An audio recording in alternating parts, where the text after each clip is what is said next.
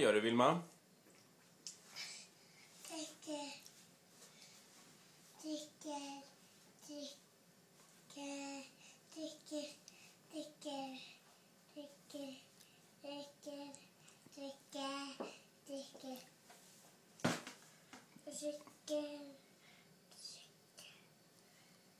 Vad har du där då? Vad dricker du för någonting?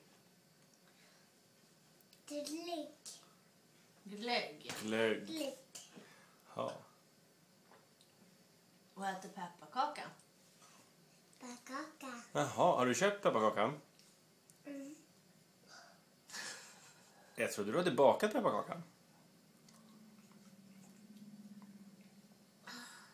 Ja. Hej då.